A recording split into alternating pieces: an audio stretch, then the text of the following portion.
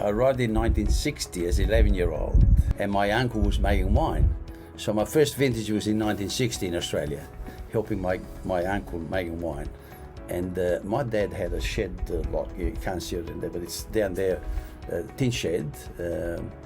We didn't have all the facilities, but it was hygienic. So as you get older, you learn that to make good wine, you got to have excellent fruit. It's the fruit, first of all, ingredients, and then hygienic, and natural wine. I mean, the grapes themselves have all the ingredients that needs to have, all the chemistry that can come from there. You got the tannins, you got the acids. It's got everything else to make it into a great wine, which you can see with my own wine here.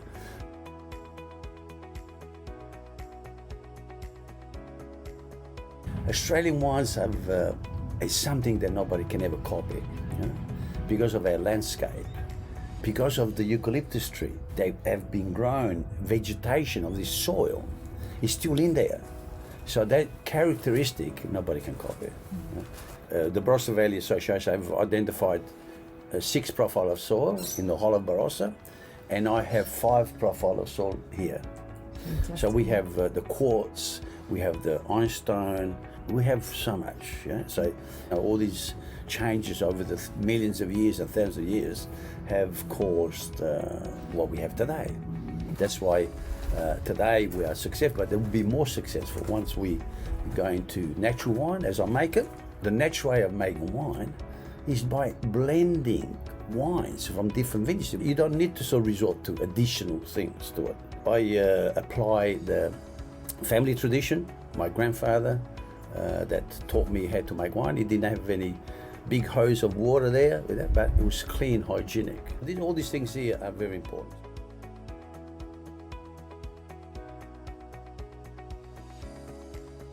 The guy that probably had more influence on me than all of them at the beginning is my grandfather, Carmen, because at 60 years of age, I realized the influence of my grandfather on me with the training of my palate.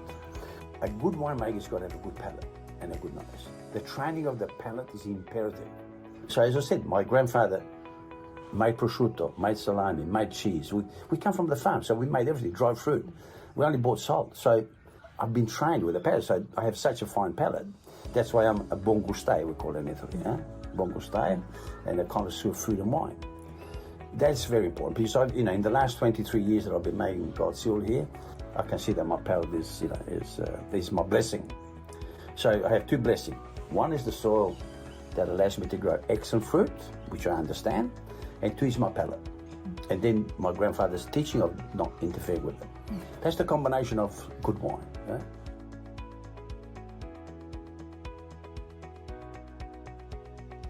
What we have here, we have an iconic wine.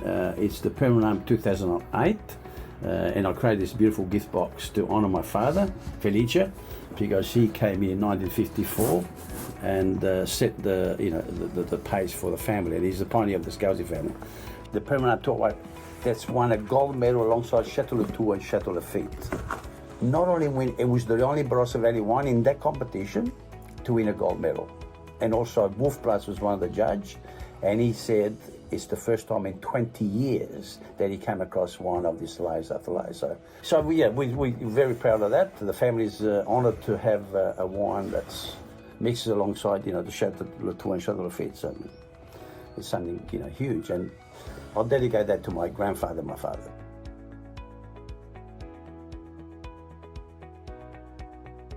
I'd like to introduce you to a beautiful wine here. This is, I gave its name Salvador because it means wild, because it's a wild fermented variety, which is my Chardonnay.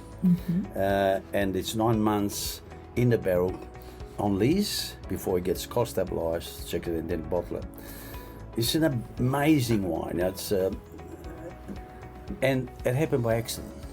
It was in 2008 that our Chardonnay picked up a bit of powdery mildew. So the powdery mildew gives you a grey look on leaves. So when we harvested, we took to the winery, and when I took there, we did the free run. The free run was good, didn't have any colours. Then I did the pressing, and the pressing had grey in it, the grey colour. And I said, no, let's clean it while fermented. And so that's how it was born.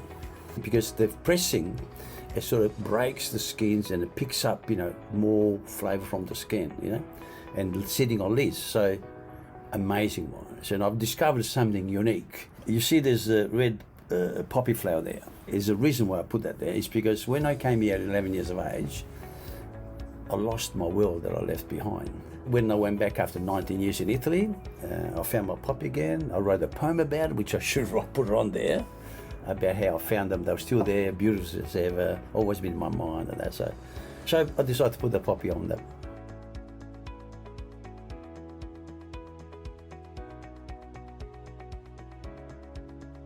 Now, what we've done, besides the gold seal, we had to introduce the Scousy label. Selling wine is more so about a table wine. We come from a country like France, we like to drink wine every day. It's got to be more affordable too, and easy drinking. So I created the Scousy label, where we source grapes also outside Gold Seal, only 11 months in a barrel. So it's much lighter, but nice and fresh, easy drinking, lots of flavour in it. Still with my palate. My palate is the key.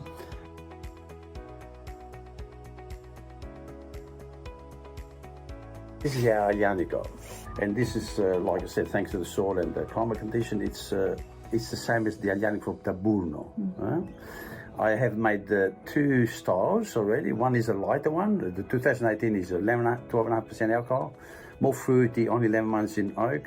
This is the top one. It's like the Shiraz Rosso. That's 14.5% alcohol, and it's 22 months in old barrel. And it's beautiful wine. Thanks to the soil and climate condition, that I'm able to produce an authentic Aglianico del Taburno in Barossa Valley.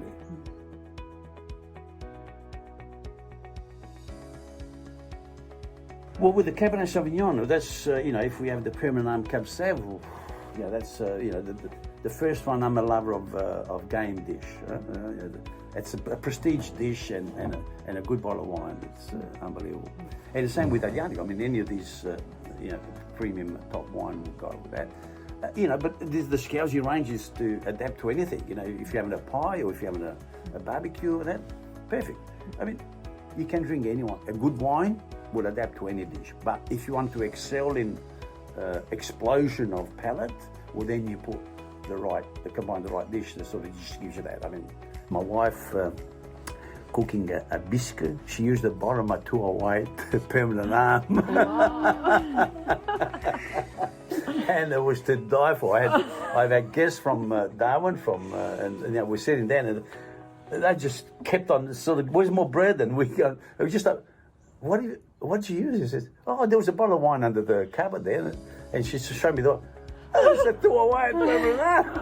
Well, good on you, because I would have never experienced that dish if she didn't use it. It was unbelievable, beautiful. I loved it. Yeah. So.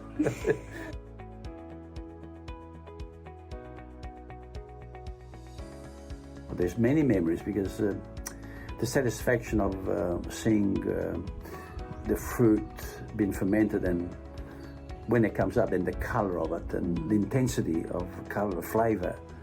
I think the memory probably is every year my grandfather comes at the forefront, because the aroma and the juice flavour is the same as my grandfather. Yeah, every year refreshes my memory.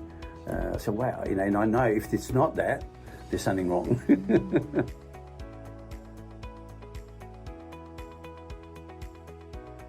My teaching is, for the future, is respect. Respect the land, respect the plant, respect what you got in your hands to turn that grape juice into alcohol. Well, it's important that we look after the land. Very important. And we need to look after that so that we get good fruit. And then once we got good fruit, we need to respect that fruit and treat it with care, and don't contaminate it with nothing. Let the fruit speak for itself, okay? That's the only way we're gonna have a different vintage, by allowing the fruit to dictate. There's no need to create, with other artificial or additives to it. I think we can become creative with natural product of its own wine. As I said, different vintages or different variety. We can be creative with that, and you can achieve extraordinary flavors.